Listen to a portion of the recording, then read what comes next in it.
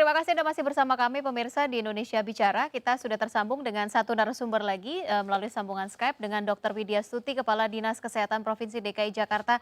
Selamat malam Ibu Widya Stuti. Selamat malam Mbak Rizka. Baik, terima kasih sudah meluangkan waktu Ibu untuk bisa berbincang dengan kami di sini karena cukup concern dengan angka yang muncul di DKI Jakarta hari ini yang sudah mencapai angka 472, artinya naik lagi dibandingkan angka kemarin. Menurut data dari Dinas Kesehatan sendiri, untuk proses testing saat ini lebih fokus ke wilayah mana Ibu? Kami masih konsisten strategi testing, lacak, isolasi, di mana dalam strategi testing kita ada dua strategi. Pertama adalah tracing kontak atau kasus confirm yang kita tracing. Yang kedua adalah active case finding terfokus pada kluster-kluster baru yang mempunyai risiko tinggi. Ya. Untuk saat ini terdata di wilayah mana Ibu yang menjadi concern atau menjadi perhatian khusus dari Dinkes DKI Jakarta?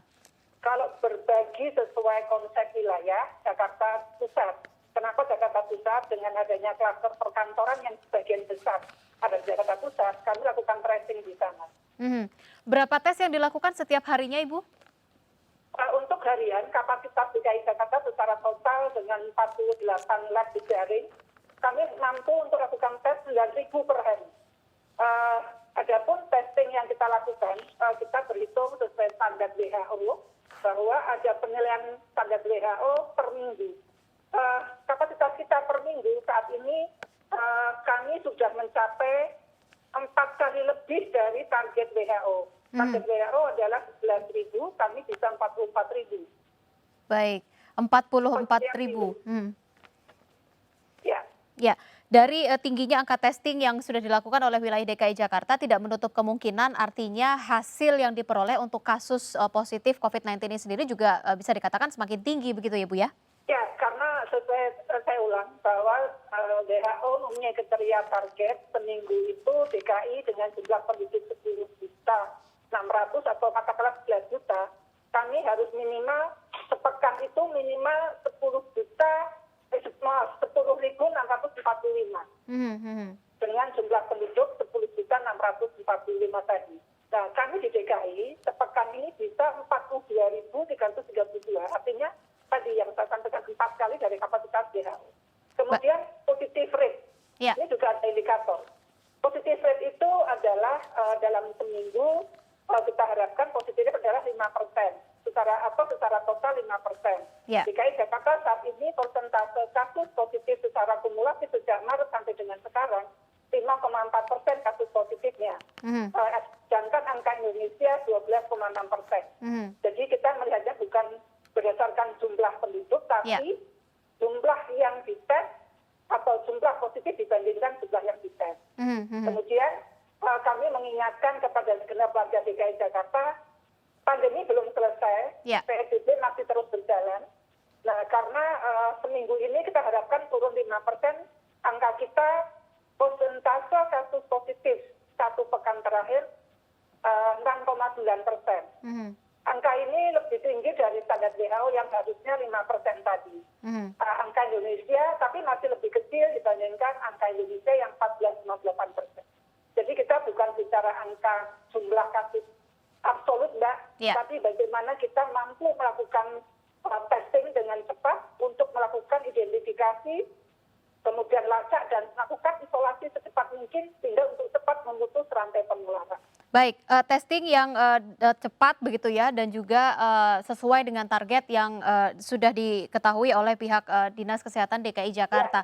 Dengan kondisi seperti ini, bagaimana dengan kesiapan fasilitas kesehatan Ibu yang ada di wilayah DKI Jakarta? Apakah memang juga cukup mencukupi begitu untuk wilayah DKI Jakarta ini sendiri? Ya, strategi tadi testing, lacak, isolasi. Testing adalah saya tidak hanya bicara tentang rumah sakit ya, karena bicara strateginya adalah bicara tentang sumber daya yang kami punya. Pertama untuk testing, kami harus mampu, kenapa kok bisa banyak, karena kami mempunyai kolaborasi lab yang luar biasa, didukung oleh lab kami sendiri, lab swasta, lab BUMN, lab pemerintah pusat. Dan yang kedua, tim teman-teman puskesmas yang melakukan active case finding dan tracing. Lab yang banyak tanpa petugas pengambil swab di lapangan nggak jalan, Mbak. Jadi ini teman-teman kami puskesmas luar biasa untuk melakukan swab di lapangan dan dikirimkan hasilnya. Yang ketiga, setelah ketemu hasilnya, tanpa persiapan rumah sakit juga percuma. Jadi pada saat yang strategi isolasi tadi, kita harus memilah mana yang cukup melakukan isolasi mandiri atau dirujuk di Wisma Atlet karena tanpa penyakit berat atau gejala ringan itu dirujuk ke Wisma Atlet.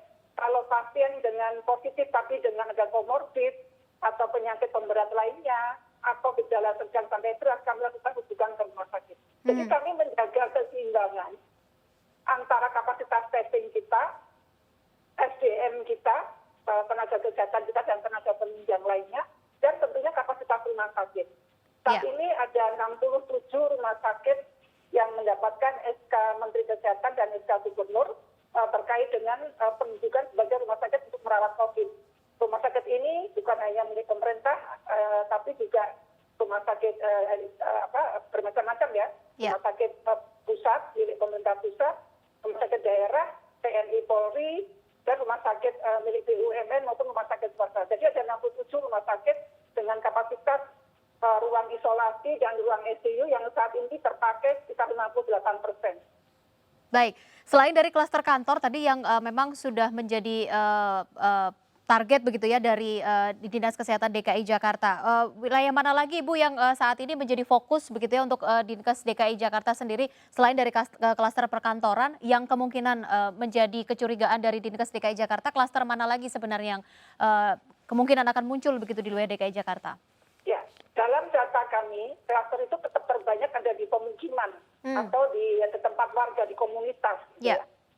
Jadi kami mempunyai indikator sampai dengan tingkat RW yang kemarin-kemarin itu kita sampaikan sebagai RW yang rawan untuk terjadi penularan dengan menghitung kecepatan laju penularan atau kecepatan laju kasus. Ada namanya incident rate. Incident rate adalah jumlah kasus positif per 100.000 penduduk. Nah ini kami hitung tiap minggu dan itu kita petakan mana-mana kelurahan-kelurahan mana yang paling tinggi laju kecepatan peningkatan tadi insiden rate-nya. Kemudian tim gugus tugas tingkat kelurahan, tingkat RW memetakan lagi di kelurahan itu di RW mana yang paling berisiko. Nah, dalam gambaran kami selaku kelurahan di tingkat DKI Jakarta, sekali lagi bahwa paling banyak memang masih di klaster yang ada di komunitas di pemukiman. Baik, klaster komunitas dan juga pemukiman warga begitu ya yang memang. Ya, yang jadi perhatian adalah selain tadi memang pemukiman yang kita kontrol melalui gugus tugas tingkat kelurahan, juga pasar yang kemarin sudah kita lakukan sepanjang bulan Juli sehingga kami punya mappingnya dan sudah bekerjasama dengan institusi terkait. Kami juga menaruh perhatian tempat-tempat transportasi umum yang perlu dijaga, kemudian komunitas olahraga, tempat-tempat asrama, jadi suatu tempat tinggal yang berkelompok yang mungkin sulit sekali untuk melakukan social distancing. Ini menjadi perhatian kita karena itu sebenarnya berisiko. Jadi kami berharap bahwa kita mengajak Mbak, PSBB atau pandemi belum selesai. COVID masih menjadi ancaman. Kita mengajak segenap warga untuk mampu menolong dirinya sendiri atau menjadi agen perubahan untuk menuju perubahan perilaku yang lebih sehat. Baik. Selalu memakai masker kalau keluar rumah, menjaga jarak aman dan mencuci tangan dengan sabun dan air mengalir. Jadi jangan hanya karena ada pantauan oleh petugas, tapi bagaimana kita semua mengajak lingkungan kita, melindungi diri kita sendiri, maupun melindungi orang-orang tersayang di sekitar kita, supaya tidak menjadi tertular dan menjadi sumber penularan COVID bagi orang lain. Baik, artinya kembali kepada masyarakat sendiri begitu ya, bagaimana untuk menjaga diri agar tidak tertular begitu dengan kaitannya dengan virus ini. Tidak tertular dan tidak menularkan. Dan tidak menularkan, Kenapa? menjaga diri Kenapa sendiri dan menjaga orang lain. Iya, kenapa ini penting? Karena 40% COVID-19 ini gejalanya tanpa gejala atau gejalanya ringan. Ya. Dengan data kami bahwa sebagian besar angka ini ada di sekitar rentang usia 20 sampai 50 tahun. Di mana ini notabene sama dengan orang yang sangat produktif. Ya. Kadang-kadang karena belum dites tidak tahu bahwa yang bersangkutan positif gitu ya. Mhm. Ini kalau tidak dijaga betul akan menjadi sumber penularan bagi orang lain. Baik, saya ke Mas Panji terlebih dahulu, Ibu Widyasuti, di sini juga ada Mas Panji, seorang epidemiolog dari Universitas Padjadjaran. Mas Panji, tadi sudah disampaikan oleh Ibu Widyasuti, usia 20 sampai dengan 45, usia yang sangat produktif dan juga cukup rawan. Tadi Anda juga sudah menyampaikan itu, klaster yang harus diwaspadai, klaster perkantoran dan juga pemukiman warga. Apa yang mungkin bisa Anda bagi di sini kepada pemirsa untuk bisa memutus sebenarnya mata rantai ini begitu ya, baik dari usia produktif maupun juga antisipasi kemunculan klaster-klaster baru sebenarnya? Baik, Mbak. Yang paling penting yang kita harus hindari kan tiga hal ya. Tempat yang tertutup, close space, kemudian crowding, kepadatan orang, dan close kontak yang terlalu dekat. Jadi kita upayakan menghindari itu, ditambah dengan menggunakan protokol kesehatan yang berlaku ya, menggunakan masker secara konsisten.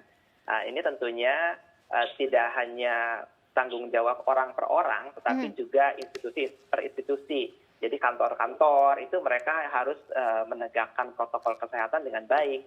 Nah, karena kalau tidak ada yang mengatur, orang juga susah ya, nggak tahu kan.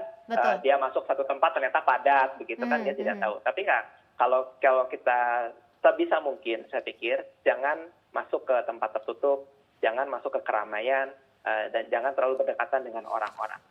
Baik, itu mungkin yang memang bisa dilakukan untuk saat ini bagi masyarakat begitu ya. Semoga pandemi ini segera berakhir. Ibu Widyasuti, Mas Panji, terima kasih sudah bergabung dan berbagi informasi pada malam hari ini. Singkat sekali Ibu Widyasuti, terima kasih sudah diganggu waktunya untuk malam hari ini. Baik pemirsa, demikian untuk Indonesia Bicara malam hari ini. Semoga apa yang disampaikan bisa memberikan informasi kepada Anda kaitannya dengan masa pandemi di COVID-19 ini sendiri. Saya Rizka Indah pamit undur diri mewakili seluruh kabar kerja yang bertugas. Terima kasih, sampai jumpa.